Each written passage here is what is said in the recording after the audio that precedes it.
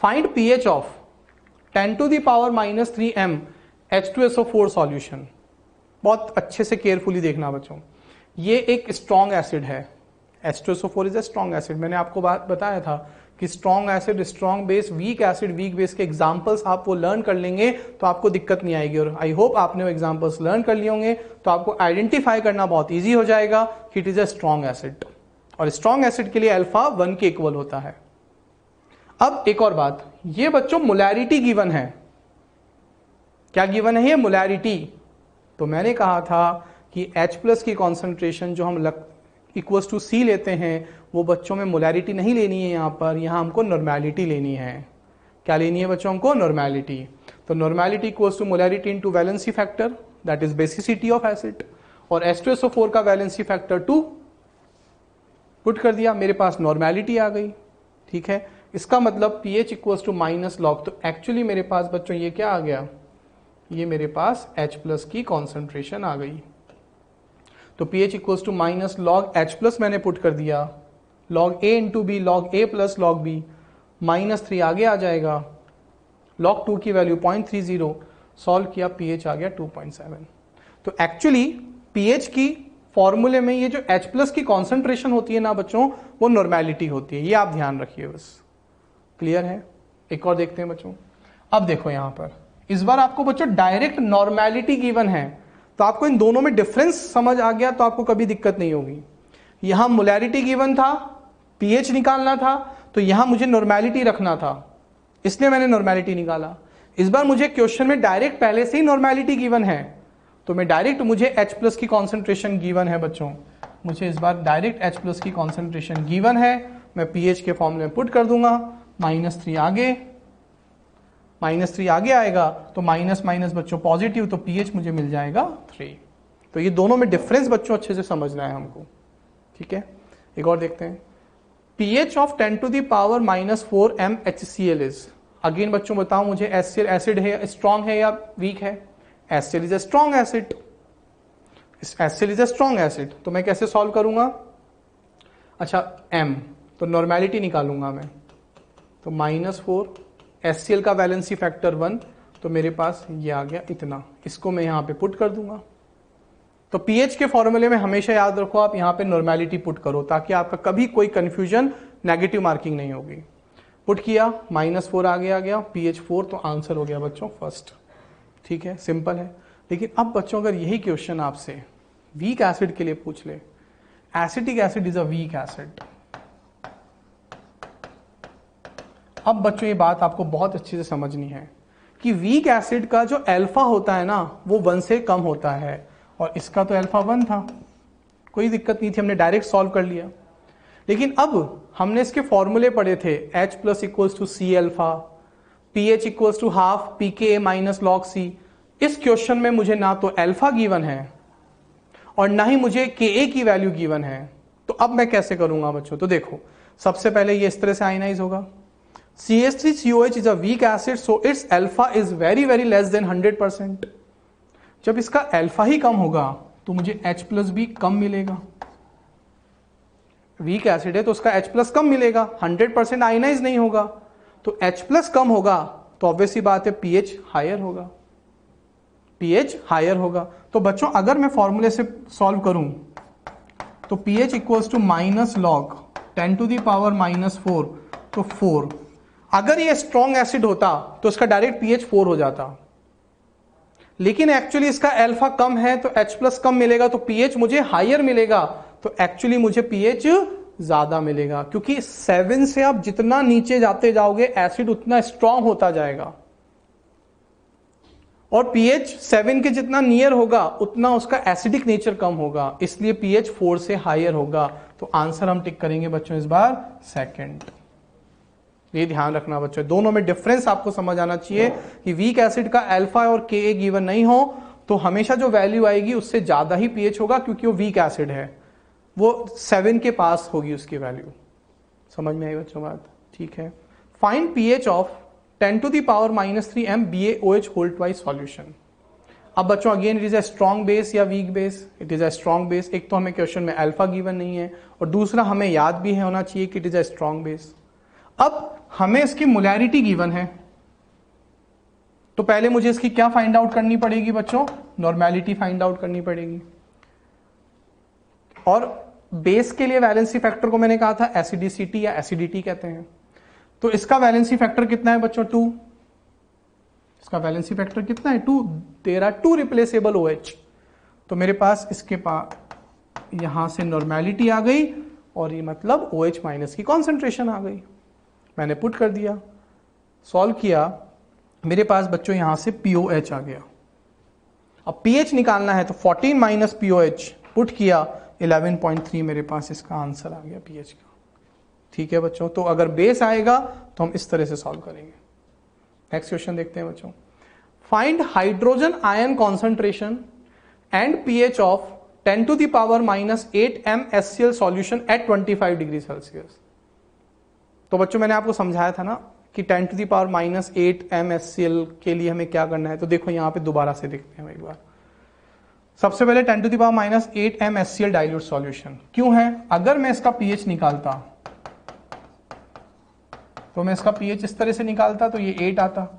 अब pH 8 acid के लिए पॉसिबल नहीं है, not possible for acid. Room temperature पे बात हो रही है बच्चों, रूम टेम्परेचर पर एसिड के लिए pH 7 से ज्यादा पॉसिबल नहीं है। इसका मतलब हमें सॉल्यूशन को डाइल्यूट सॉल्यूशन मानना है, बस यही मैं आपको समझा रहा था। और it is very very important question, ये एग्जाम में बहुत पूछा जाता है बच्चों। तो जब भी pH एसिड के लिए 7 से ज्यादा आ जाए तो हमें उसको डाइल्यूट मानना है, और बेस के लिए 7 से कम आ जाए तो भी उसे डाइल्यूट मानना है। ठीक है, तो सॉल्व करते हैं बच्चों। तो इसलिए अब हम H+ वाटर का भी इसमें ऐड करेंगे, और वाटर का H+ कितना होता है 10 to the power -7 room temperature पर। अब मैं दोनों की वैल्यू पुट कर दूंगा। यहां से अगर आप देखोगे बच्चों 10 to the power -7 कॉमन आ रहा है, तो यहां से 10 to the power -7 कॉमन लिया तो यहां क्या बचेगा अंदर 1। 10 to the power -1 का मतलब हो गया 0.1, तो ये हो गया 1.1। इसको मैं और सिंप्लीफाई करूंगा तो ये हो जाएगा 11 × 10 to the power -8। तो बच्चों मेरे पास H+ आयन की कॉन्सेंट्रेशन तो आ गई, एक आंसर तो मेरे पास आ गया बच्चों। अब pH निकालना है, तो pH equals to minus of log H+। इस वैल्यू को मैं यहां पे पुट कर दूंगा, log x × y, log x + log y। log 11 की वैल्यू बच्चों मैंने आपको स्टार्टिंग में बताई थी 1.04 होती है, ये -8 आगे आ जाएगा। सॉल्व किया 6 पॉइंट। अब मुझे बताओ बच्चों, क्या ये pH 7 है? नहीं, नियर टू 7 है ना, क्योंकि सॉल्यूशन डाइल्यूट है, क्योंकि उसमें वाटर भी है। तो ऑब्वियस ही बात है ये हाईली एसिडिक नहीं है बट एसिडिक है। अगर आप ऐसे सॉल्व करते तो 7 से ज्यादा आ रहा था, देखो 7 के नियर आ रहा है, एग्जैक्ट 7 नहीं है, 7 से थोड़ा सा कम है, इसका मतलब एसिडिक है। तो ये बात सही है। तो इस तरह से बच्चों में क्वेश्चन सॉल्व करना है ये वाला, तो ये इंपॉर्टेंट हो गया। ठीक है, और देखते हैं। Find pH of 10 to the power -8 MQH solution. अब बच्चों KOH is a strong base, इसके लिए भी अगर आप देखोगे बच्चों, तो मैं अगर फाइंड आउट करूं POH, मैं यहां से सॉल्व करूंगा तो ये मेरे पास आएगा -log 10 to the power -8 POH आया 8। तो बच्चों pH कितना आएगा 14 - 8 दैट इज 6। अब बच्चों वही बात, KOH का pH 6 आ रहा है, यानी 7 से कम आ रहा है, तो क्या ये पॉसिबल है? नहीं। रूम टेम्परेचर हमें मानकर चलना है, क्योंकि क्वेश्चन में टेम्परेचर गिवन नहीं है। तो क्या ये पॉसिबल है? नहीं, not possible for base at 25 degree Celsius. Room temperature पर बच्चों बेस का pH 7 से कम नहीं हो सकता। तो फिर ऐसे केस में हमें क्या मानना है, इसमें वाटर भी इंक्लूड करना है, मतलब डाइल्यूट सॉल्यूशन मानना है इसे। तो अब बच्चों हम इस तरह से वाटर का OH- भी इसमें इंक्लूड करेंगे, और वाटर का OH- 10 to the power -7 होता है। इसको भी हमने जस्ट सॉल्व किया था लाइक दिस, ये इतना हो जाएगा बच्चों। अब हम POH में इस वैल्यू को यहां पे पुट करेंगे बच्चों। अब पुट किया, वही log x × y, log x + log y, -8 आगे आएगा। सॉल्व किया, मेरे पास बच्चों यहां से POH आ गया। pH निकालना है, 14 में से माइनस करेंगे बच्चों, देखो pH 7.04, स्लाइटली ग्रेटर आ रहा है ना 7 से, एग्जैक्ट 7 तो नहीं आ रहा ना बच्चों, डिफरेंस है। पीएच में बच्चों पॉइंट का भी डिफरेंस होता है क्योंकि स्केल है पूरा, तो 7 से थोड़ा सा ज्यादा है क्योंकि डाइल्यूट सॉल्यूशन है, बट है बेसिक, इसको बेसिक ही कहेंगे, इसको न्यूट्रल नहीं कहेंगे बच्चों। समझ आ गई बच्चों बात? क्लियर है? इंपॉर्टेंट क्वेश्चन है। तो बच्चों अब हम लोग नेक्स्ट क्वेश्चन देखते हैं। 10 to the power -5 mHCl is diluted 100 times, then find out the pH of solution। अब बच्चों डाइल्यूटेड कर दिया है हमने, डाइल्यूटेड 100 टाइम्स का मतलब हमने वॉल्यूम 100 टाइम्स इंक्रीज कर दिया है। तो कैसे करेंगे बच्चों, देखते हैं। हमें 10 to the power -5 mHCl given है, तो इसका वैलेंसी फैक्टर कितना है बच्चों? 1 है। तो हमारे पास H+ का कॉन्सेंट्रेशन 10 to the power -5 ही है, ठीक है। अब हम जानते हैं कि कॉन्सेंट्रेशन वॉल्यूम के इनवर्स होता है, concentration is inversely proportional to volume होता है बच्चों। तो अगर वॉल्यूम यानी डाइल्यूशन आपने किया है 100 टाइम्स, वॉल्यूम आपने 100 टाइम्स इंक्रीज कर दिया है, तो जो वॉल्यूम 100 टाइम इंक्रीज किया है तो कॉन्सेंट्रेशन 100 टाइम डिक्रीज हो जाएगा, मतलब 1/100 हो जाएगा, रिवर्स हो जाएगा। तो on diluting 100 times concentration becomes 1/100। तो जितना भी कॉन्सेंट्रेशन मेरे पास पहले था उसका 1/100 टाइम्स हो जाएगा अब, यानी 1/100 times, that means 10 to the power -7। और हम डाइल्यूशन कर रहे हैं बच्चों, वाटर ऐड कर रहे हैं, और डाइल्यूशन के कॉन्सेप्ट में हमने पढ़ा था कि वाटर का H+ भी हम ऐड करते हैं, तो H+ of water must be considered. और यहां से अगर आप देखोगे तो बच्चों यहां से अगर आप डायरेक्ट pH निकालोगे तो pH 7 आ जाएगा। और हम पढ़ चुके हैं कि एसिड का pH रूम टेम्परेचर पर 7 नहीं हो सकता है, 7 से कम ही होना चाहिए, भले ही वो थोड़ा कम हो लेकिन कम ही होना चाहिए। तो इसलिए अब हम इसमें वाटर का H+ भी कंसीडर करेंगे, जैसा कि हमने पहले भी किया था। तो अब वाटर का H+ हम जानते हैं 10 to the power -7, एसिड का हमारे पास आ गया यहां से 10 to the power -7, इन दोनों को ऐड करेंगे तो कितना हो जाएगा 2 × 10 to the power -7। अब हम इसको बच्चों pH के फॉर्मूले में पुट कर देंगे, तो log x × y log x + log y -7 आगे आ गया। इसको सॉल्व किया, देखो बच्चों 7 से थोड़ा सा कम आ रहा है, मतलब स्लाइटली एसिडिक है, बट है एसिडिक, न्यूट्रल नहीं है और ना ही बेसिक है। तो that is the concept of this question. Clear है बच्चों? समझ में आई बात? नेक्स्ट क्वेश्चन देखते हैं। 200 ml N/10 HCl, 500 ml N/25 H2SO4 and 300 ml N/10 HNO3 are mixed, then find out the pH of resultant solution। तो बच्चों हमको यहां सबसे पहले देखना है कि ये तीनों कंपाउंड एसिड हैं या बेस हैं या एसिड बेस का मिक्सचर है।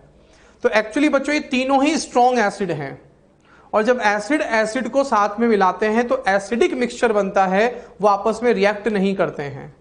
तो इसके लिए हमने फॉर्मूला पढ़ा था N1V1 + N2V2/V1 + V2। तो पहले हम रिजल्टेंट H+ की कॉन्सेंट्रेशन फाइंड आउट करेंगे और फिर उसको pH में पुट कर देंगे। तो सबसे पहले मैं इसके लिए N × V निकालता हूं बच्चों। तो N1V1 of HCl, normality given है 1/10, वॉल्यूम 200 ml, इसको ml में रहने देते हैं, अभी लीटर में चेंज नहीं करते हैं, 20, ठीक है। वैसे यहां वॉल्यूम लीटर में ही होता है, बट अभी हम इसको लीटर में चेंज क्यों नहीं कर रहे हैं, क्योंकि अभी हमें समझ आएगा, क्योंकि अभी हम यहाँ रेशो निकालेंगे तो वो कैंसिल आउट हो जाएगा, इसलिए उसका कोई यूज नहीं रहेगा। अब निकालते हैं हम N2V2 of H2SO4, normality given इसकी 1/25, वॉल्यूम 500, 20। HNO3 के लिए हमने निकाला, नॉर्मेलिटी गिवन है 1/10, वॉल्यूम गिवन है 300, ठीक है। अब फॉर्मूला यूज करते हैं रिजल्टेंट H+, क्योंकि एसिडिक मिक्सचर है, तो जो मेरे पास रिजल्टेंट नॉर्मेलिटी होगा एक्चुअली वो H+ का होगा। तो ये फॉर्मूला है। अब हम N1V1, N2V2, N3V3 find out कर चुके हैं, और बच्चों वॉल्यूम हमारे पास गिवन है। तो देखो ऊपर भी हमने वॉल्यूम ml में रखा है और नीचे भी हमने वॉल्यूम ml में रखा है, तो रेशियो है, इसलिए हमें यहाँ कन्वर्ट करने की जरूरत नहीं पड़ी। सॉल्व किया, 70/1000 आया, that mean 7 × 10 to the power -2 resultant H+ का कॉन्सेंट्रेशन आ गया। अब मैं इसको pH के फॉर्मूले में पुट कर दूंगा, log x × y log x + log y -2 आगे आ जाएगा बच्चों। सॉल्व किया 1.16, जैसा कि हम पहले भी सॉल्व कर चुके हैं। तो इस तरह से बच्चों इजीएस्ट क्वेश्चन है, थोड़ा सा लेंथी है बट टफ नहीं है क्वेश्चन। नेक्स्ट क्वेश्चन देखते हैं बच्चों। NaOH, BaOH whole twice KOH, तीनों स्ट्रॉन्ग बेस हैं। अब वही बात, बेस को बेस के साथ ऐड करते हैं तो रिएक्शन नहीं होती है, बेसिक मिक्सचर बनता है। और एक चीज और बच्चों, यहां पर साथ में 1.2 लीटर H2O भी वो ऐड कर रहा है। तो वाटर क्या करता है ना बच्चों, वाटर टोटल वॉल्यूम को इंक्रीज कर देता है, वाटर टोटल वॉल्यूम को इंक्रीज कर देता है। तो जब हम फॉर्मूला यूज करेंगे N1V1 plus N2V2 divided by total volume, तो उस टोटल वॉल्यूम में हम वाटर का वॉल्यूम भी इंक्लूड करेंगे अब, क्योंकि एक्स्ट्रा बाहर से वॉल्यूम वाटर का भी ऐड किया जा रहा है। तो देखते हैं बच्चों, सबसे पहले इन तीनों का N1V1, N2V2 और N3V3 हमने फाइंड आउट कर लिया, ठीक है। अब ये फॉर्मूला है, बेसिक मिक्सचर है, इसलिए रिजल्टेंट OH माइनस हमारे पास आएगा। देखो यहां हमने वाटर का वॉल्यूम भी बच्चों इंक्लूड किया हुआ है इन टोटल वॉल्यूम, ठीक है। हमने वैल्यूज पुट की, सॉल्व किया, ये मेरे पास आ गया। इसको मैं इस तरह से लिख सकता हूं। अब ये OH माइनस आया है तो पहले मैं यहां से POH निकालूंगा बच्चों, ठीक है, पुट कर दिया। अब log 2.225 log 2.25 की वैल्यू अब बच्चों क्या होगी, तो log 2 की वैल्यू होती है 0.30, तो log 2.25 log 2 से थोड़ा सा बड़ा है, तो इसलिए अब हम वैल्यू 0.30 से थोड़ी सी बड़ी ले सकते हैं अगर एग्जैक्ट निकालना चाहें। बट अब मैं यहां पर बच्चों अप्रोक्सीमेटली कर रहा हूं, इसलिए मैंने अप्रोक्सीमेटली साइन कर लिया। वैसे तो log 2.25 0.30 से थोड़ा सा ज्यादा ही होगा, बट अप्रोक्सीमेटली हम कर रहे हैं तो हमने अप्रोक्सीमेट का साइन लगा दिया और हमने इसको log 2 ही मान लिया, और log 2 की वैल्यू log 2.25 को हमने अप्रोक्सीमेटली log 2 माना, तो वैल्यू हो गई 0.3। सॉल्व किया 1.7, POH आ गया, तो pH equals to 14 minus POH, solve किया, दैट इज 12.3 pH आ गया। तो बेसिक मिक्सचर का pH बच्चों 7 से ज्यादा होता है। क्लियर है, समझ में आई बच्चों बात? ओके, नेक्स्ट क्वेश्चन देखते हैं। 100 ml each of two solutions having pH equals to 2 and pH equals to 4 are mixed, find pH of resultant solution। बच्चों दोनों का वॉल्यूम इक्वल गिवन है आपको, और दोनों ही अब पहले डिसाइड करना है हमें, एसिड है, बेस है, क्या है, नेचर हमें देखना होगा। तो बच्चों pH equals to 2 and pH equals to 4, that is acidic. 7 से कम है, टेम्परेचर मेंशन नहीं है तो हम रूम टेम्परेचर मानकर चलेंगे। 7 से कम है यानी दोनों एसिडिक हैं। तो अब pH मेरे पास गिवन है 2, तो H प्लस कितना हो जाएगा, 10 to the power -2, है ना, क्योंकि H plus is equal to होता है 10 to the power -pH। Volume given है 100 ml। Second acid PH4, H plus हो जाएगा 10 to the power -4, इसका भी वॉल्यूम कितना गिवन है, 100 ml।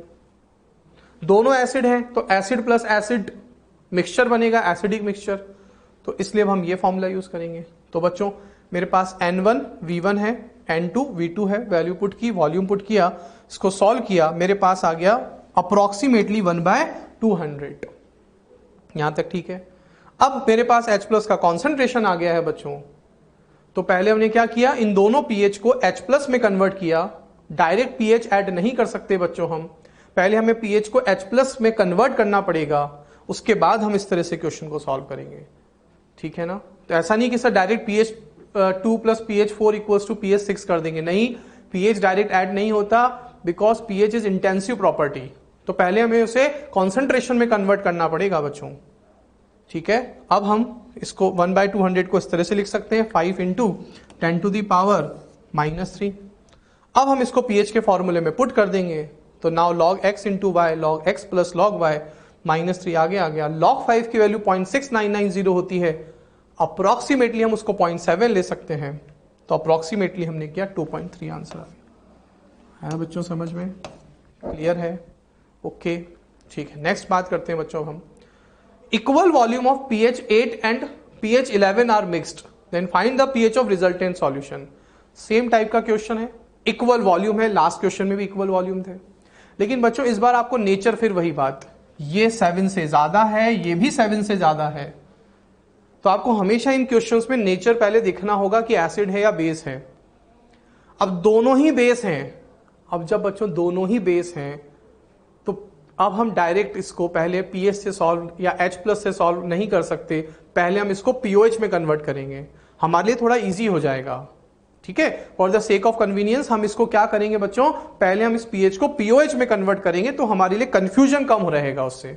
तो अब pH 8 को बच्चों में POH में कन्वर्ट करूंगा तो 6 हो जाएगा, जिससे OH आ जाएगा 10 to the power -6।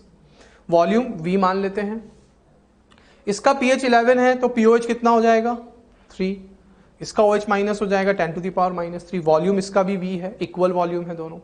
अब रिजल्टेंट OH माइनस का कॉन्सेंट्रेशन मुझे फाइंड आउट करना है, तो N1V1 plus N2V2 upon V1 plus V2, volume equal है V प्लस V। इसको सॉल्व किया, 10 टू द पावर -3 बच्चों कॉमन ले लिया हमने, वॉल्यूम कॉमन ले लिया, तो यहां बचेगा 10 टू द पावर -3 और यहां बचेगा 1। क्लियर है बच्चों यहां तक? अब ये जो वैल्यू है ना बच्चों, ये नेग्लिजिबल है, 10 टू दी पावर -3 1 से बहुत छोटा है, इसलिए हम उसको ऐड करें या ना करें उसका कोई इफेक्ट नहीं होगा, इसलिए हम उसको नेग्लेक्ट कर देंगे यहां पर। तो मेरे पास अप्रोक्सीमेटली ये आ जाएगा, और इसको सिंप्लीफाई करेंगे तो इतना। अब OH का कॉन्सेंट्रेशन आ गया, मैं इसको POH में पुट कर दूंगा, इस तरह से सॉल्व किया हमने बच्चों, मेरे पास POH की वैल्यू आ गई। और pH निकालना है हमें रिजल्टेंट मिक्सचर का, तो अब हम 14 में से इसको सब्ट्रैक्ट कर देंगे, मेरे पास बच्चों pH आ जाएगा। क्लियर है? तो इस तरह से सॉल्व करेंगे स्टेप बाय स्टेप, तो हमारे लिए इजी रहेगा, कंफ्यूजन कभी नहीं होगा बच्चों। ठीक है, ओके, नेक्स्ट क्वेश्चन देखते हैं बच्चों। 100 ml M/10 NaOH and 100 ml M/10 H2SO4 are mixed. Find out the pH of resultant solution. अब बच्चों पहले वही मैं क्या कह रहा हूं, हमेशा पहले नेचर देख लो कि एसिड बेस क्या है। बच्चों it is a strong acid and it is a strong base. और बच्चों जब स्ट्रॉन्ग एसिड स्ट्रॉन्ग बेस होता है तो वो दोनों एक दूसरे को न्यूट्रलाइज करते हैं, न्यूट्रलाइजेशन रिएक्शन होता है। तो हमने पढ़ा था higher gram equivalent minus lower gram equivalent, तो इसलिए पहले हम दोनों के ग्राम इक्विवेलेंट निकालेंगे पहले, जिसके ज्यादा होंगे उसके अकॉर्डिंग हम रिजल्टेंट सॉल्यूशन का नेचर डिसाइड करेंगे। तो देखते हैं बच्चों, सबसे पहले NaOH का मैं ग्राम इक्विवेलेंट निकाल रहा हूं, नॉर्मेलिटी 1/10। बच्चों मुझे मोलैरिटी गिवन है और हम जानते हैं normality equals to molarity into NaOH का वैलेंसी फैक्टर 1 ही होता है, तो मेरे पास नॉर्मेलिटी आ गई 1/10, वॉल्यूम 100 ml। ठीक है, H2SO4 का भी बच्चों मुझे मोलैरिटी गिवन है, तो बच्चों इन क्वेश्चन में बहुत केयरफुली हमें देखना होगा, पहले तो नेचर देखना होगा, फिर हमें देखना होगा मोलैरिटी गिवन है या नॉर्मेलिटी। मोलैरिटी गिवन है तो हमें वैलेंसी फैक्टर से मल्टीप्लाई करके नॉर्मेलिटी निकालना ही होगा। ठीक है, तो ये हम बात कर चुके हैं। अब H2SO4 की नॉर्मेलिटी निकालनी है तो उसका मोलैरिटी 1/10 वैलेंसी फैक्टर से मल्टीप्लाई कर दिया, वॉल्यूम गिवन है। इस तरह से हमने नॉर्मेलिटी फाइंड आउट करी बच्चों H2SO4 की। ठीक है, अब हायर ग्राम इक्विवेलेंट किसके हैं? H2SO4 के, यानी एसिड का ग्राम इक्विवेलेंट ज्यादा है, बेस का कम है, तो इसलिए रिजल्टेंट सॉल्यूशन क्या होगा? एसिडिक होगा। तो अब हम करेंगे बच्चों, H2SO4 का ग्राम इक्विवेलेंट NaOH से ज्यादा है, देन सॉल्यूशन इज एसिडिक, तो हम ये वाला फॉर्मूला यूज करेंगे। अब तो एसिड के ग्राम इक्विवेलेंट मेरे पास है 20, बेस के 10, टोटल वॉल्यूम हमने ऐड कर दिया, तो रिजल्टेंट जो मेरे पास कॉन्सेंट्रेशन आएगी वो एक्चुअली किसकी आएगी? H+ की आएगी, क्योंकि सॉल्यूशन इज एसिडिक। अब मैं डायरेक्ट इसको pH के फॉर्मूले में पुट कर दूंगा बच्चों, सॉल्व करूंगा, मेरे पास यहां से pH आ गया 1.3। क्लियर है बच्चों? इंपॉर्टेंट क्वेश्चन है ये। नेक्स्ट देखते हैं, 4.9 milligram of H2SO4 and 4 gram of NaOH are mixed in 10 liter aqueous solution, then find of resultant solution। ये एक बहुत अच्छा क्वेश्चन है बच्चों, थोड़ा सा कॉन्सेप्चुअल, हमें इसमें थोड़ा सा दिमाग भी लगाना होगा। सबसे पहले बच्चों हमें मास गिवन है, तो हमें इस मास को पहले मोल में चेंज करना होगा और फिर मोल को हमें कॉन्सेंट्रेशन में चेंज करना होगा, उसके बाद ही हम क्वेश्चन को आगे प्रोसीड कर सकते हैं। तो देखते हैं बच्चों, 4.9 मिलीग्राम ऑफ H2SO4, मिलीग्राम का मतलब होता है 10 टू दी पावर -3। H2SO4 का मोलर मास 98 होता है, तो मास अपॉन मोलर मास मेरे पास मोल आ जाएंगे बच्चों 5 इंटू 10 टू दी पावर -5। तो मेरे पास यहां से बच्चों मोल्स आ गए 5 into 10 to the power -5। Gram equivalent equals to, बच्चों मैंने एक रिलेशन बताया था आपको, mole into valency factor. Gram equivalent equals to मैंने आपको बताया था मोल इंटू वैलेंसी फैक्टर, एक रिलेशन। तो मोल्स मेरे पास आ गए हैं। H2SO4 का वैलेंसी फैक्टर कितना? 2, तो बच्चों मोल्स मेरे पास आ गए हैं, वैलेंसी फैक्टर 2, तो ग्राम इक्विवेलेंट आ गए 10 टू दी पावर -4। क्लियर है बच्चों? नेक्स्ट देखते हैं हम, 4 mg ऑफ NaOH, तो मोल equals to mass upon molar mass, NaOH का मोलर मास 40 और मिलीग्राम मतलब 10⁻³ सॉल्व किया, मेरे पास इसके मोल्स आ गए बच्चों। तो gram equivalent equals two moles into valency factor NaOH का 1 होता है, तो ग्राम इक्विवेलेंट आ गए 10⁻⁴।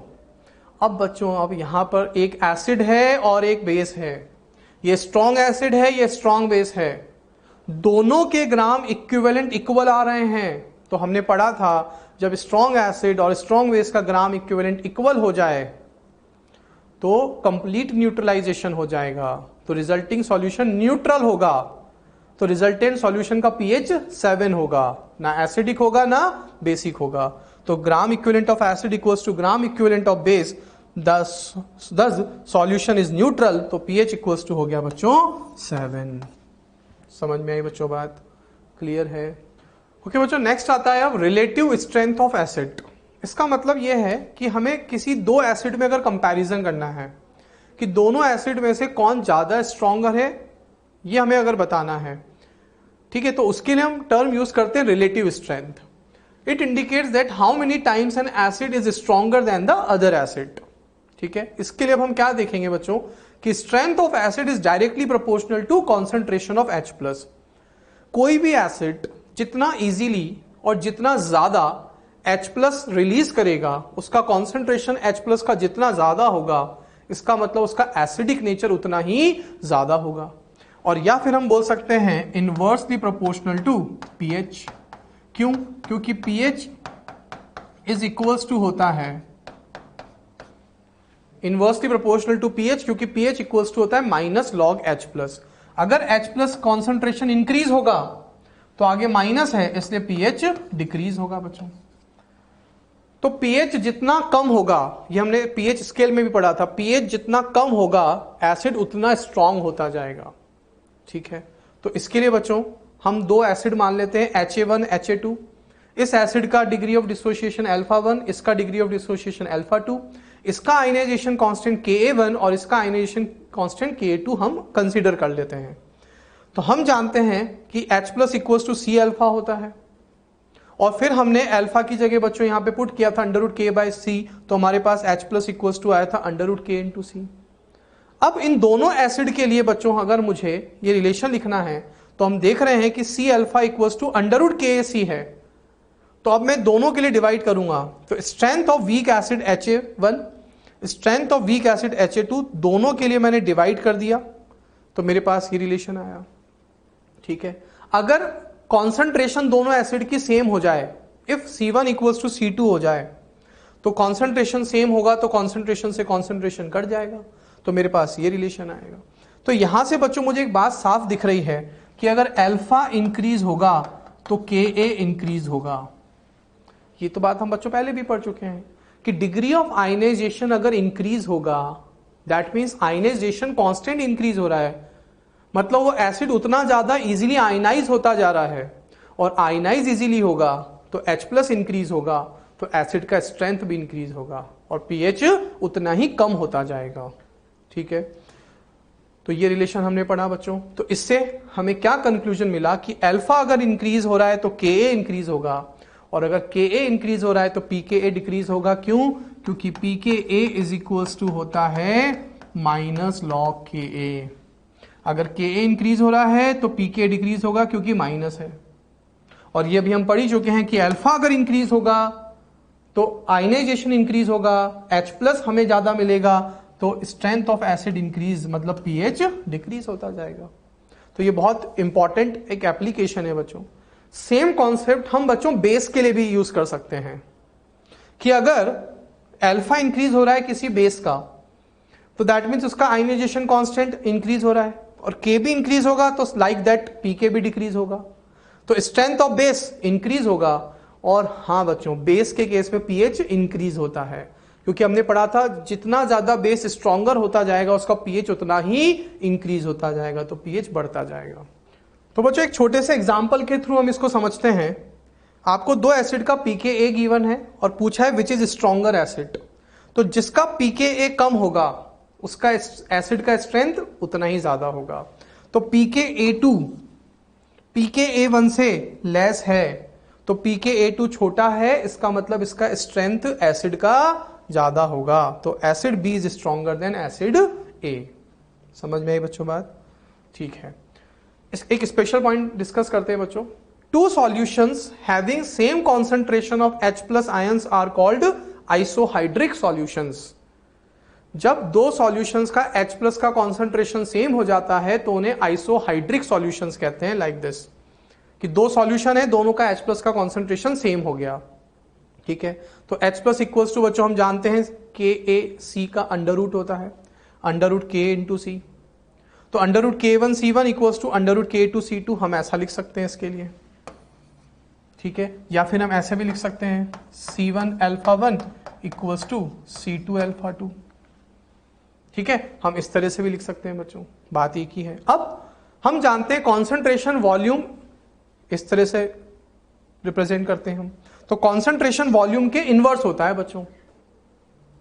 तो हम इसी रिलेशन को इस तरह से लिख सकते हैं, अंडर रूट से अंडर रूट बच्चों कैंसिल आउट हो गया, तो K1C1 इक्वल्स टू K2C2, तो कॉन्सेंट्रेशन वॉल्यूम इनवर्स है, तो बच्चों कॉन्सेंट्रेशन यहां C1 है तो यहां हो जाएगा V2, यहां C2 है तो यहां हो जाएगा V1, बिकॉज जस्ट रिवर्स हो जाएगा, ठीक है।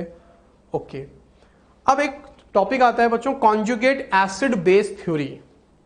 कॉन्जुगेट एसिड क्या होता है और कॉन्जुगेट बेस क्या होता है? तो बहुत इजी है बच्चों, समझते हैं कि जब भी कोई एसिड एक H+ रिलीज करता है, बच्चों एक H+ के लिए ही ये कॉन्सेप्ट डिफाइन होता है, एक H+ से ज्यादा के लिए ये कॉन्सेप्ट डिफाइन नहीं होता है। तो जब भी कोई एसिड एक H+ यानी एक प्रोटॉन रिलीज करता है, तो जो स्पीशीज न्यू फॉर्म होती है उसे कॉन्जुगेट बेस कहते हैं। क्यों कहते हैं उस नई स्पीशीज को कॉन्जुगेट बेस? क्योंकि जो स्पीशीज नहीं बनी है हमारे पास, न्यू फॉर्म हुई है, वो वापस से एक प्रोटॉन एक्सेप्ट करने की कैपेसिटी रखती है, तो उसके पास प्रोटॉन एक्सेप्ट करने की वापस से कैपेसिटी होती है, इसलिए उसको बेस कहते हैं, क्योंकि बेस वो होते हैं विच कैन एक्सेप्ट प्रोटॉन। तो क्या बच्चों कि कोई एसिड है, कोई एक एसिड एक H+ सब्ट्रैक्ट कर रहा है, एसिड में से एक H+ रिलीज हो रहा है, तो जो न्यू स्पीशीज फॉर्म होती है उसे कॉन्जुगेट बेस कहते हैं। तो हम इसको एग्जांपल्स के थ्रू समझते हैं बच्चों, बहुत इजी है। एसिटिक एसिड एक वीक एसिड है, इसने अपना ये H+ रिलीज कर दिया, तो मुझे मिला कॉन्जुगेट बेस। इसे बेस क्यों कहा? क्योंकि इस पर नेगेटिव चार्ज है, माइनस चार्ज, तो ये वापस से है ना प्रोटॉन को क्या कर सकता है? एक्सेप्ट कर सकता है। इट कैन एक्सेप्ट प्रोटॉन, और जो प्रोटॉन एक्सेप्ट करते हैं उन्हें बेस कहते हैं। और एक्चुअली ये जो स्पीशीज फॉर्म हुई है वो इस एसिड से फॉर्म हुई है। इस स्पीशीज का पेरेंट एसिड कौन है? ये है, ठीक है। तो कॉन्जुगेट वर्ड ये शो कर रहा है, कॉन्जुगेट का मतलब है कि वो जो स्पीशीज फॉर्म हुई है वो किसी और पेरेंट मॉलिक्यूल से फॉर्म हुई है। तो कॉन्जुगेट वर्ड बस यहां पर यह शो करता है कि उसका पेरेंट मॉलिक्यूल कोई और है और उससे उसका फॉर्मेशन हुआ है, ठीक है। और एक और बात बच्चों, वीक एसिड का जो कॉन्जुगेट होगा वो स्ट्रांग होगा, और स्ट्रांग से जो कॉन्जुगेट बनेगा वो वीक होगा। हमेशा रिवर्स होता है, स्ट्रांग से बनने वाला कॉन्जुगेट वीक होता है और वीक से बनने वाला कॉन्जुगेट स्ट्रांग होता है। उसका रीजन मैं आपको भी बताऊंगा, ठीक है। एक और एग्जांपल देखते हैं। HCl एक स्ट्रांग एसिड है, इसने अपना H+ रिलीज कर दिया, Cl- बना। ये जो न्यू स्पीशीज बनी है इसे कॉन्जुगेट बेस कहते हैं। कॉन्जुगेट क्यों कहते हैं? क्योंकि इसका पेरेंट मॉलिक्यूल ये है। बेस क्यों कहते हैं? क्योंकि ये वापस से एक प्रोटॉन एक्सेप्ट कर सकता है, ठीक है। ये स्ट्रांग है तो कॉन्जुगेट वीक होता है। एक और एग्जांपल H2SO4। अब बच्चों H2SO4 के पास दो H+ हैं, तो अगर आप दोनों H+ को एक साथ रिलीज कर दोगे, अगर आपने इस तरह से कर दिया बच्चों, तो क्या हम इसे कॉन्जुगेट बेस कहेंगे? नहीं कहेंगे। It is not the conjugate base, ये कॉन्जुगेट बेस नहीं है। कॉन्जुगेट बेस तभी कहते हैं जब कोई एसिड एक बार में सिर्फ एक ही H+ रिलीज करता है, तो न्यू स्पीशीज जो फॉर्म होती है उसे कॉन्जुगेट बेस कहते हैं। तो कभी भी एक साथ हमें एक से ज्यादा H+ रिलीज नहीं करने, एक टाइम पर एट अ टाइम एक ही H+ रिलीज होना चाहिए, ठीक है, तो यहाँ पे जो 1 है दैट इज वेरी इंपॉर्टेंट, ये कंडीशन है बच्चों इंपॉर्टेंट। ठीक है, और एग्जांपल देखते हैं। तो देखो अब ये HSO4 माइनस फॉर्म हुआ। हाँ, ये जो स्पीशीज है अब ये फर्दर एक H+ और रिलीज कर सकती है, कर दिया। तो एक साथ दोनों H+ रिलीज नहीं होने चाहिए, मैंने कहा ना एट अ टाइम एक H+ रिलीज होना चाहिए।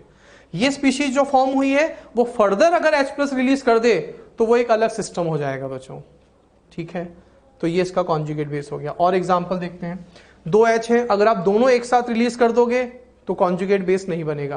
पहले इसने एक H+ रिलीज किया, हाँ ये फर्दर अपने एक H+ रिलीज कर दे तो उसका कॉन्जुगेट बेस फॉर्म हो जाएगा। ठीक है, ये एक H+ रिलीज कर रहा है O-2, इसके पास 3H है। अब हाँ, इसकी कैपेसिटी 3H+ रिलीज करने की है, इसका वैलेंसी फैक्टर बच्चों 3 है, ये बात सही है। बट अगर आप कॉन्जुगेट बेस बनाना चाहते हो तो आप एक साथ तीनों H+ रिलीज नहीं करोगे, आप 1 बाय 1 करके रिलीज कर दो, कोई टेंशन नहीं है। तो सबसे पहले एक H+ रिलीज होगा, ये बन गया कॉन्जुगेट बेस। ये किसका कॉन्जुगेट बेस हुआ बच्चों? H3PO4 का। ठीक है, अब ये जो स्पीशीज है ये फर्दर एक H+ रिलीज कर रही है, तो ये कॉन्जुगेट बेस किसका हुआ? इसका। तो बच्चों हमें यहां पर यही चीज समझनी है। तो आपसे पूछा जाए what is the conjugate base of H3PO4, तो H3PO4 का कॉन्जुगेट बेस क्या होगा? तो इसमें से एक H+ निकाल दो, ये होगा। आपसे पूछा जाए what is the conjugate base of H2PO4-, तो ये होगा।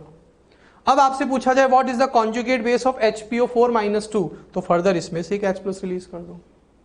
ठीक है, तो अब यहां से यहां बच्चों डायरेक्ट इसको कॉन्जुगेट बेस नहीं बोल सकते, तो PO4-3 को आप H3PO4 का कॉन्जुगेट बेस नहीं कह सकते, डायरेक्ट तीनों H+ एक साथ नहीं निकालने हैं।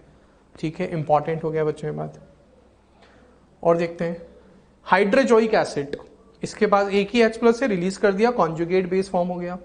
H3BO3 बच्चों इंपॉर्टेंट है, ये एक्सेप्शन है, मैंने आपको बताया था। ये एप्रोटिक एसिड है, एप्रोटिक एसिड है मतलब ये प्रोटॉन लूज नहीं करता है, ये प्रोटॉन लूज करता ही नहीं है। It is very very important exception.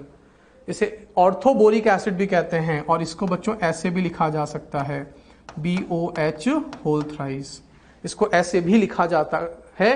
Confuse करने के लिए एग्जाम में कई बार ऐसा दे देता है, हमें बेस नजर आता है लेकिन ये एक्चुअली एसिड है, ये प्रोटॉन लूज नहीं करता। तो ये करता क्या है? ये एक्चुअली बच्चों एक्सेप्ट करता है OH-, या हम बोले एक लोन पेयर को, तो ये बना लेता है BOH4-।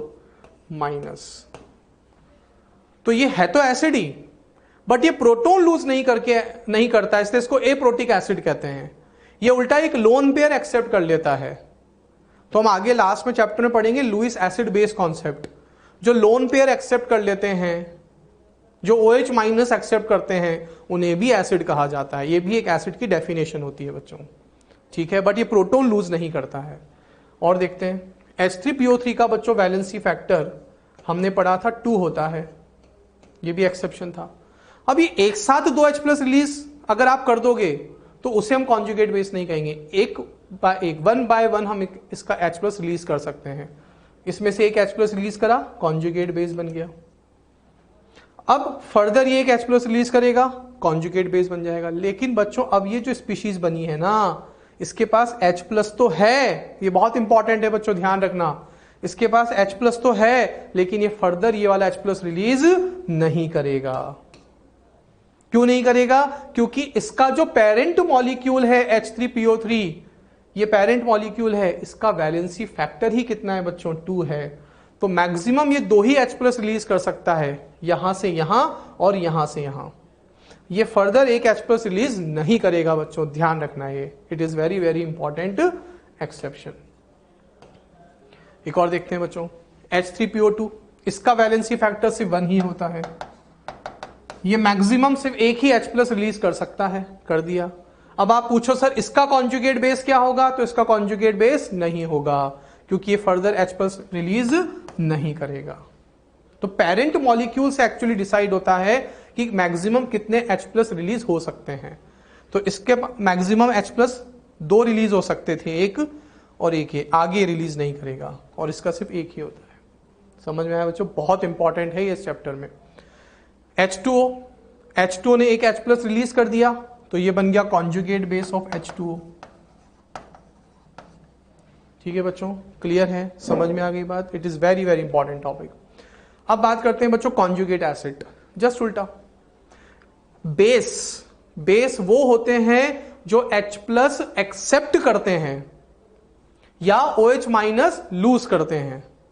तो जब भी कोई बेस एक H प्लस एक्सेप्ट करता है या एक OH माइनस रिलीज करता है, तो बनने वाली न्यू स्पीशीज को कॉन्जुगेट एसिड कहते हैं। तो बच्चों वही बात हमें एक के लिए ही डिफाइन करना है। एट अ टाइम एक ही OH रिलीज होगा, एट अ टाइम एक ही H प्लस एक्सेप्ट होगा, तो न्यू स्पीशीज को कॉन्जुगेट एसिड कहते हैं। जैसे एग्जांपल देखें, अब बच्चों ये एक प्रोटॉन एक्सेप्ट कर सकता है, देखो कर लेगा, तो ये है बच्चों conjugate acid of HSO4 minus. इसको एसिड क्यों कह रहे हैं बच्चों, बताओ आप? क्योंकि ये फर्दर एक H प्लस रिलीज कर सकता है। ठीक है, और देखते हैं बच्चों, सल्फेट एक H प्लस एक्सेप्ट करके कॉन्जुगेट एसिड बना लेगा। SCO3 माइनस एक प्रोटॉन एक्सेप्ट करके H2CO3 बना लेगा। O माइनस 2 एक प्रोटॉन एक्सेप्ट कर लेगा, OH माइनस एक प्रोटॉन एक्सेप्ट कर लेगा, H2O भी एक प्रोटॉन एक्सेप्ट करके H3O प्लस बना लेता है। अब बच्चों ये देखो ZnOH होल ट्वाइस, अब इस पे कोई चार्ज तो है नहीं, तो ये प्रोटॉन तो एक्सेप्ट कर नहीं सकता, तो ये क्या करता है, एक OH रिलीज कर देता है, और जब एक OH रिलीज करता है तो इस पे चार्ज आ जाता है पॉजिटिव, तो it is conjugate acid of zinc hydroxide. ठीक है, समझ में आई बात? जैसे देखें ये फर्दर एक OH और रिलीज कर सकता है, तो it is conjugate acid of ZnOH plus. NaOH इसके पास एक OH है, रिलीज कर देगा। NaOH स्ट्रॉन्ग एसिड है, तो ये क्या होगा, सॉरी NaOH स्ट्रॉन्ग बेस है, तो Na प्लस क्या होगा बच्चों, वीक कॉन्जुगेट एसिड। ठीक है, इसने एक OH रिलीज कर दिया। मैक्सिमम ये 3 OH रिलीज कर सकता है बस एट अ टाइम। अगर आप कॉन्जुगेट डिफाइन कर रहे हो तो एट अ टाइम आपको एक ही OH रिलीज करना है। अमोनिया एक वीक बेस है, इसने प्रोटॉन एक्सेप्ट किया, स्ट्रॉन्ग कॉन्जुगेट एसिड फॉर्म हो जाएगा। समझ में आई बच्चों बात? क्लियर है? ओके। तो मैंने आपसे कहा था बच्चों कि स्ट्रॉन्ग एसिड का कॉन्जुगेट वीक होता है और वीक का कॉन्जुगेट स्ट्रॉन्ग होता है। उसका रीजन क्या है समझते हैं। देखो बच्चों, ये वीक एसिड है। वीक एसिड बच्चों रिवर्सिबल रिएक्शन शो करते हैं। Weak acid reversible reaction show करते हैं। इसने एक प्रोटॉन लूज कर दिया, ठीक है, बहुत बढ़िया। लेकिन बच्चों ये जो है ना CH3CO माइनस, ये प्रोटॉन वापस एक्सेप्ट कर सकता है, कर सकता है। क्यों? क्योंकि ये वीक एसिड से बना है, रिएक्शन रिवर्सिबल है। रिएक्शन रिवर्सिबल है, इसका मतलब ये वापस से इस प्रोटॉन के साथ रिएक्ट करके रिएक्शन को वापस बैकवर्ड ले जा सकता है। तो इसकी जो कैपेसिटी है इस प्रोटॉन के साथ रिएक्ट करने की, वो बहुत ज्यादा है। इजीली एक्सेप्ट करके रिएक्शन को वापस बैकवर्ड ले जा सकता है, तो इसलिए इसको स्ट्रॉन्ग कॉन्जुगेट बेस कहते हैं। लेकिन देखो बच्चों, ये स्ट्रॉन्ग एसिड है। स्ट्रॉन्ग एसिड 100% आयनाइज हो जाते हैं, इरिवर्सिबल रिएक्शन शो करते हैं। ठीक है, स्ट्रॉन्ग एसिड से मुझे कॉन्जुगेट बेस मिला। अब ये कॉन्जुगेट बेस, हाँ इसकी कैपेसिटी तो है, इसकी टेंडेंसी तो है प्रोटॉन एक्सेप्ट करने की, क्योंकि इस पे नेगेटिव चार्ज है। लेकिन अगर हम इन दोनों में कंपैरिजन करें बच्चों, तो एसीटेट आयन की कैपेसिटी प्रोटॉन एक्सेप्ट करने की, वापस से प्रोटॉन एक्सेप्ट करने की, Cl माइनस के कंपैरिजन में ज्यादा है, क्योंकि ये 100% आयनाइज हो गया है। Cl माइनस और H प्लस में बॉन्ड 100% आयनाइज हो गया है। तो ये Cl माइनस H प्लस से उतना अच्छे से रिएक्ट नहीं कर पाएगा, उतना फास्ट रिएक्ट नहीं कर पाएगा जितना ये कर पाएगा, क्योंकि रिएक्शन को वापस बैकवर्ड ले जाने में कैपेबल है, लेकिन ये बैकवर्ड ले जाने में कैपेबल नहीं है। इसलिए इसकी नेचर वीक है और इसकी नेचर स्ट्रॉन्ग है। समझ में आ गई बच्चों बात? क्लियर है? इंपॉर्टेंट है ये भी। कॉन्जुगेट एसिड बेस थ्योरी में बच्चों एक और बात करते हैं, relation between conjugate acid base pair. तो बच्चों हमारे पास ये एक रिएक्शन, एक एसिड है, ठीक है, इसने अपना एक H प्लस इसको लूज कर दिया, इसने अपना एक H प्लस लूज कर दिया, तो ये एसिड हुआ ना, क्योंकि ये H प्लस लूज कर रहा है। ठीक है, तो इससे बन गया कॉन्जुगेट बेस। यहां तक ठीक है। और ये जो बेस बना है X माइनस, ये फर्दर क्या कर रहा है बच्चों, इससे अपना एक H प्लस एक्सेप्ट कर रहा है। तो ये H प्लस एक्सेप्ट कर रहा है तो ये बेस हुआ, तो इससे बन गया कॉन्जुगेट एसिड। तो बच्चों यहां पर हमारे पास कॉन्जुगेट एसिड कॉन्जुगेट बेस का एक पेयर फॉर्म हो गया। तो इसके लिए अगर हम बात करें तो Ka equals to x minus H3O plus divided by HX, active masses of product upon active masses of reactant. तो ये हो गया एसिड का आयनाइजेशन कांस्टेंट। वाटर बच्चों प्योर लिक्विड है, वाटर का हमने पढ़ा था जो कॉन्सेंट्रेशन होता है वो कांस्टेंट होता है, इसलिए हमने उसको यहां पे नहीं लिया। बात करते हैं बेस, इसका ionisation constant active masses of product upon active masses of reactant. ठीक है, in both the reactions H2 is in excess quantity, so active mass of H2 is constant. ये भी एक रीजन है बच्चों कि H2 जो होता है यहाँ दोनों में एक्सेस अमाउंट में होता है, इतना ज्यादा अमाउंट में होता है कि उसका जो रिएक्शन होगा वो बहुत नेग्लिजिबल होगा। मैंने बताया था ना 55.5 m होता है, अगर उसमें से रिएक्शन होती है तो बहुत नेग्लिजिबल होती है, तो वाटर की कॉन्सेंट्रेशन ऑलमोस्ट कांस्टेंट ही रहती है। ठीक है, अब क्या करेंगे बच्चों, हम दोनों को मल्टीप्लाई कर देंगे। हम क्या करा हमने, Ka और Kb को जब मल्टीप्लाई करेंगे हम, तो जब इन दोनों को मल्टीप्लाई करके देखोगे बच्चों आप, तो HX से HX कैंसिल आउट हो जाएगा, X माइनस से X माइनस कैंसिल आउट हो जाएगा, मेरे पास बचेगा H3O प्लस और OH माइनस। तो जैसे ही दोनों को मल्टीप्लाई किया मेरे पास रिजल्टिंग ये बचा। और बच्चों हम जानते हैं ये कौन है, it is KW ionic product of water.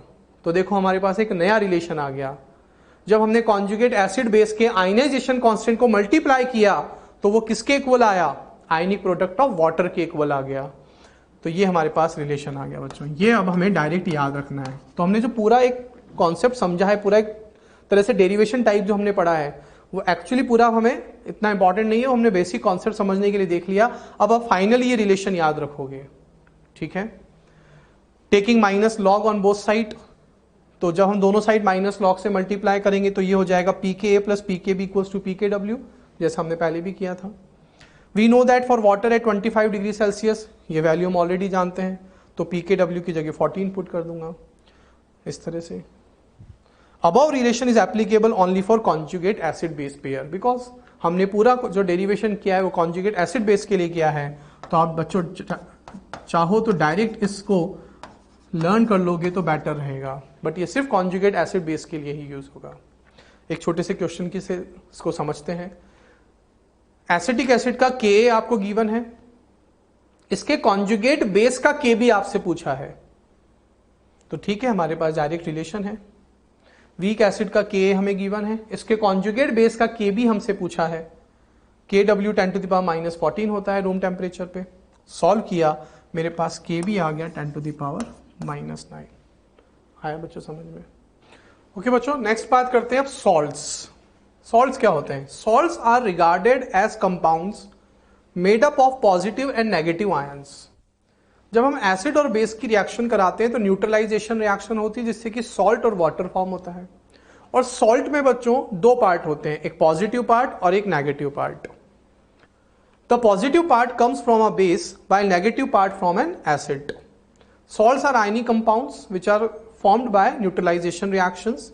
ठीक है, तो देखो बच्चों, acid plus base give salt plus water, जो कि एक एक्सोथर्मिक रिएक्शन होती है। Neutralisation reaction is always a exothermic reaction. ठीक है, मान लेते हैं कि एग्जांपल एसिड है HX, बेस है BOH और सॉल्ट फॉर्म हो रहा है सपोज BX और वाटर फॉर्मेशन हो रहा है। तो बच्चों HX में मेरे पास X माइनस है, H प्लस है, बेस में B पॉजिटिव है और OH माइनस है। तो जब ये HX आयनाइज होगा तो मुझे क्या मिलेगा? X माइनस और H प्लस। तो बच्चों ये जो X माइनस है ये किससे आया है? एसिड से या बेस से? ये जो एनायन है ये एसिड से आया है, एसिड के आयनाइजेशन से आया है। तो इसीलिए हमने बोला था नेगेटिव पार्ट जो होता है बच्चों वो एसिड से आता है, and it is known as anionic और एसिडिक रेडिकल। इसको बच्चों एनायनिक और एसिडिक रेडिकल कहते हैं, बिकॉज ये एसिड का एक पार्ट है, रेडिकल मतलब उसका पार्ट। ऐसे जब BOH आयनाइज होगा तो मुझे मिलेगा B प्लस और OH माइनस। तो B पॉजिटिव जो है बच्चों कैटायन, वो बेस का पार्ट है, वो बेस के आयनाइजेशन से हमें मिला है। That's why it is known as cationic और basic radical. Basic radical because it is a part of base. तो सॉल्ट में एक हो गया कैटायन, एक हो गया anion. Anion is known as acidic radical and cation is known as basic radical. तो ये एक बेसिक सी बात हुई बच्चों सॉल्ट के बारे में. अब बात करते हैं बच्चों टाइप्स ऑफ सॉल्ट. हमारे पास सॉल्ट्स के डिफरेंट टाइप्स होते हैं. उसमें फर्स्ट हम बात करते हैं बिल्कुल सिंपल और नॉर्मल और जनरल सॉल्ट्स. क्या होते हैं बच्चों? सच a salt does not contain either a replaceable hydrogen ion और अ हाइड्रोक्सिल ग्रुप. वो सॉल्ट जिनके पास रिप्लेसेबल H+ और रिप्लेसेबल OH- नहीं होता है. मतलब जब आप एसिड और बेस की रिएक्शन कराते हो तो कंप्लीट न्यूट्रलाइजेशन हो जाता है एसिड बेस का. तो जो सॉल्ट बनता है बच्चों वो कंप्लीट न्यूट्रलाइजेशन से बनता है. दोनों एक दूसरे को 100% न्यूट्रलाइज कर देते हैं. तो जो सॉल्ट बनता है वो होता है सिंपल और नॉर्मल सॉल्ट. अब जो सॉल्ट बना है उनके पास ना कोई रिप्लेसेबल H+ होता है ना कोई रिप्लेसेबल OH- होता है. और ये दो एक्सेप्शन बच्चों मैंने आपको बताए थे, अगर आपको याद हो ये इंपॉर्टेंट है.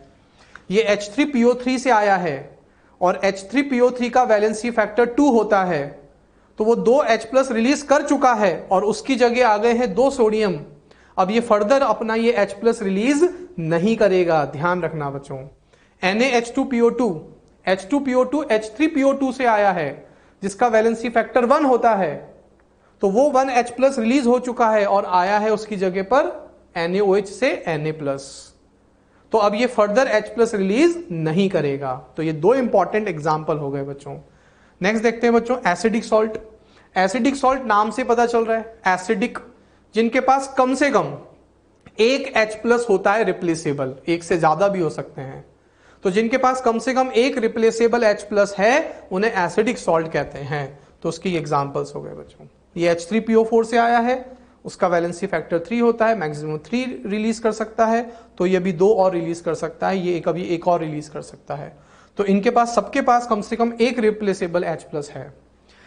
बेसिक सॉल्ट क्या होते हैं? नाम से पता चल रहा है बेसिक, जो OH- रिलीज कर सकते हो. तो जिनके पास एटलीस्ट 1 OH- भी अगर है तो उन्हें हम बेसिक सॉल्ट कहते हैं. तो जिसके एग्जांपल्स हो गए बच्चों ये सबके पास, इनके पास देखो मिनिमम एक OH है जो वो रिलीज कर सकते हैं. ठीक है, इजी है बहुत. डबल सॉल्ट्स, दो सिंपल सॉल्ट के कॉम्बिनेशन से जो सॉल्ट बनता है उसे डबल सॉल्ट कहते हैं. जैसे एग्जांपल देखें मोहर सॉल्ट, फेरस अमोनियम सल्फेट. बच्चों ये सॉल्ट दो सिंपल सॉल्ट के कॉम्बिनेशन से बना है, FeSO4 और अमोनियम सल्फेट. इन दोनों के कॉम्बिनेशन से बच्चों जो सॉल्ट बना है इसे डबल सॉल्ट कहते हैं. पोटाश एलम, ये भी दो सिंपल सॉल्ट के कॉम्बिनेशन से बना है, तो दैट इज डबल सॉल्ट. ठीक है. नेक्स्ट आता है बच्चों कॉम्प्लेक्स सॉल्ट. कॉम्प्लेक्स सॉल्ट बच्चों पूरा एक चैप्टर इनऑर्गेनिक में, दैट इज कोऑर्डिनेट कंपाउंड, वहां पे हम इसको पूरा डिटेल में स्टडी करते हैं. अभी हमें सिर्फ एक इंट्रोडक्शन देखना है. कॉम्प्लेक्स सॉल्ट में बच्चों स्क्वायर ब्रैकेट के अंदर जो स्पीशीज होती हैं, स्क्वायर ब्रैकेट के अंदर की स्पीशीज जनरली जो होती है वो स्टेबल होती हैं, वो आयनाइज नहीं होती हैं. ठीक है. तो ऐसे कंपाउंड्स को बच्चों कॉम्प्लेक्स कंपाउंड्स कहते हैं, कॉम्प्लेक्स सॉल्ट्स कहते हैं. Complex ions are stable in solid state as well as in solutions. वो जनरली आयनाइज नहीं होते हैं. ठीक है. नेक्स्ट आता है बच्चों मिक्स्ड सॉल्ट्स. मिक्स्ड सॉल्ट में क्या है बच्चों, जैसे एग्जांपल देखो आप, एसिड प्लस बेस आपने रिएक्शन कराई, एक एसिडिक सॉल्ट बना. क्यों? क्योंकि अभी भी इसके पास एक रिप्लेसेबल H+ है. अब ये जो एसिडिक सॉल्ट बना है मैं इसकी फर्दर रिएक्शन करवा दूं एक स्ट्रॉन्ग बेस के साथ, तो मैंने इसकी रिएक्शन करवा दी KOH बेस के साथ, एक H+ और रिलीज हो गया, ये बना. इससे कहते हैं बच्चों मिक्स्ड सॉल्ट. इसी को कहते हैं मिक्स्ड सॉल्ट. मिक्स्ड सॉल्ट का एक्चुअली मतलब होता है जिसमें दो डिफरेंट कैटायन हो या दो डिफरेंट टाइप के एनायन हो.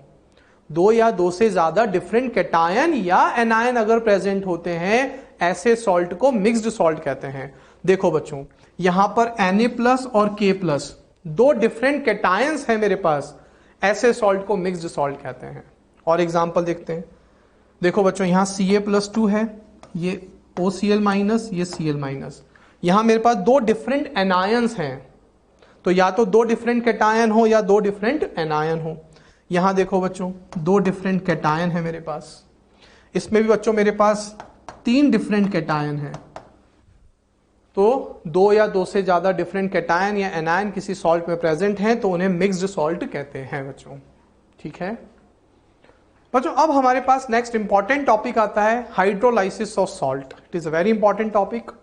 हाइड्रोलाइसिस ऑफ सॉल्ट का मतलब है that is reaction with water. तो हमने पढ़ा था सॉल्ट में कैटायन होता है, एक एनायन होता है। अगर सॉल्ट का कोई भी एक आयन, आइदर कैटायन या एनायन, वाटर के साथ रिएक्ट कर लेता है तो हम कहेंगे कि हाइड्रोलाइसिस उस सॉल्ट का हो गया। लेकिन अगर दोनों ही आयन, कैटायन और एनायन दोनों ही अगर वाटर के साथ रिएक्ट नहीं कर रहे हैं, दैट मीन्स सॉल्ट वाटर के साथ रिएक्ट नहीं कर रहा है, तो हम कहेंगे सॉल्ट का हाइड्रोलाइसिस नहीं होगा। तो बच्चों अब हमें यही केसेस देखने हैं। तो क्या होता है देखते हैं। Salt hydrolysis is reverse process of neutralisation. देखो वाटर प्लस सॉल्ट, मतलब सॉल्ट वाटर के साथ रिएक्ट करके एसिड प्लस बेस बनाता है।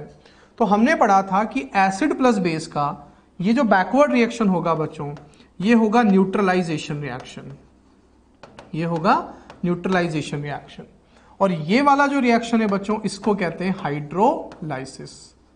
तो एक्चुअली जो हाइड्रोलाइसिस है वो न्यूट्रलाइजेशन का रिवर्स प्रोसेस है। दोनों एक दूसरे के रिवर्स होते हैं। हमने पढ़ा था न्यूट्रलाइजेशन एक्सोथर्मिक होता है, तो ऑब्वियस ही बात है इसका अपोजिट हाइड्रोलाइसिस क्या होगा बच्चों, एंडोथर्मिक प्रोसेस होगा। ठीक है, तो जैसे एक एग्जांपल देखें अगर हम, कि एक सॉल्ट देखते हैं CH3COONA।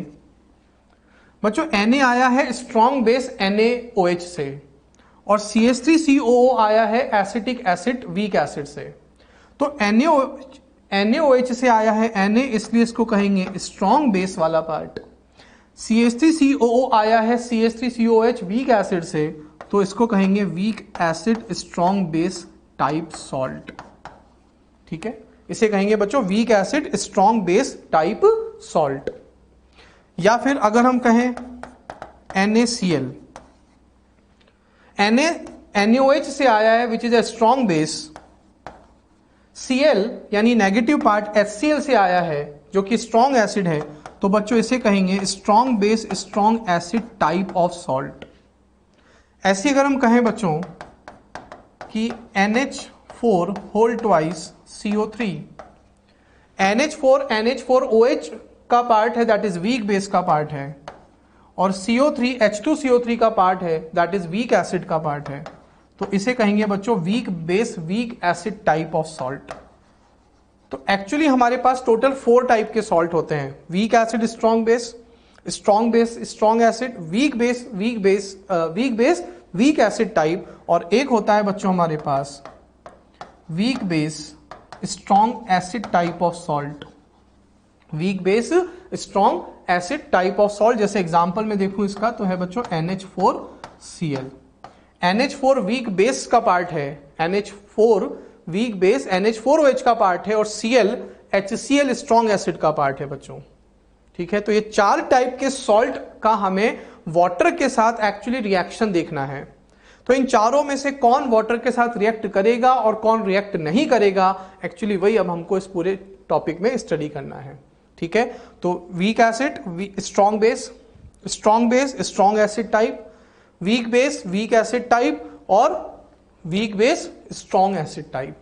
ठीक है बच्चों, अब हाइड्रोलाइसिस ऑफ सॉल्ट को पढ़ने से पहले हमें यह एक बार समझना होगा कि कौन सा आयन वाटर के साथ रिएक्ट कर पाएगा और कौन सा आयन वाटर के साथ रिएक्ट नहीं कर पाएगा।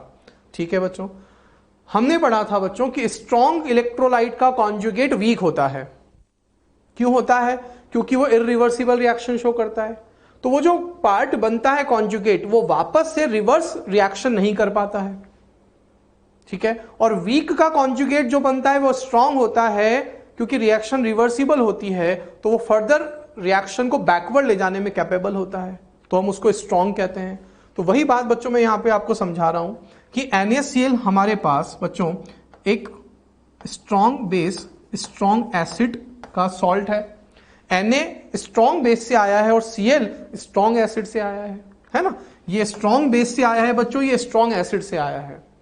और स्ट्रॉन्ग बेस स्ट्रॉन्ग एसिड के जो कॉन्जुगेट होते हैं वो वीक होते हैं। तो एक्चुअली जब हमने NaCl को वाटर में डाला बच्चों, जब हमने NaCl को वाटर में डाला वो आयनाइज हो गया। Na+ is a part of NaOH जो कि स्ट्रॉन्ग बेस है, और स्ट्रॉन्ग बेस का कॉन्जुगेट वीक होता है। Cl किससे आया है बच्चों? HCl से। HCl कौन है? स्ट्रॉन्ग एसिड है, तो ये कॉन्जुगेट क्या होगा? वीक होगा। तो क्या मुझे आप एक बात बताओ बच्चों, क्या ये दोनों आयन फर्दर वाटर के साथ रिएक्ट करके रिएक्शन को बैकवर्ड ले जा सकते हैं? नहीं ले जा सकते, इसीलिए तो हम इनको वीक कहते हैं। तो इसका मतलब ये हुआ कि स्ट्रॉन्ग से आने वाले कॉन्जुगेट जो वीक होते हैं वो वाटर से रिएक्ट नहीं करेंगे, मतलब उनका हाइड्रोलाइसिस नहीं होगा, है ना। यही बात मैंने यहां पे आपको समझाई हुई है। और जब ये वाटर के साथ वापस रिवर्स बैक करके रिएक्ट नहीं करेंगे तो इन्हें स्पेक्टेटर आयन भी कहते हैं बच्चों। नॉन रिएक्टिव या स्पेक्टेटर। स्पेक्टेटर का मतलब होता है नॉन रिएक्टिव, जो सिर्फ देख रहा है बस, बट रिएक्ट नहीं कर पा रहा है। ठीक है, जैसे एक और एग्जांपल देखें। NH4 पॉजिटिव बच्चों, NH4OH से आया है, ये वीक बेस है, तो इसका कॉन्जुगेट क्या होगा? स्ट्रॉन्ग होगा। Cl माइनस कहां से आया है बच्चों? HCl से आया है, ये स्ट्रॉन्ग एसिड है, तो Cl माइनस वीक होगा।